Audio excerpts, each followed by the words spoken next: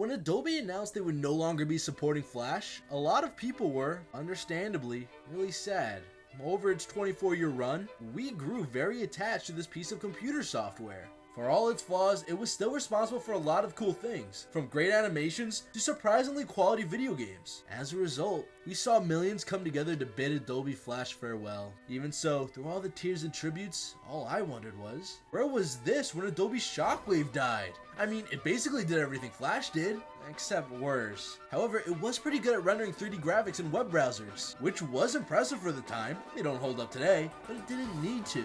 It let kids play 3D games in Computer Lab. And as a former kid myself, that's all it needed to do to convince me it was the greatest piece of software ever made. Sadly, others didn't seem to think that way. So by the time Shockwave was phased out, no one really noticed, and that's when it hit me. Why I was so sad about Adobe Shockwave being forgotten so easily. That's going to be me someday. No, I don't mean as a content creator, I mean as me, the person. As hard as I might fight against it, I will be completely forgotten someday. Now, when a discontinued multimedia platform is responsible for yet another one of my existential crises, I remind myself that being remembered is overrated. You shouldn't measure your self-worth by how many Wikipedia articles you have. Isaac Newton has a couple of thousand. But you know what he didn't have? Bitches.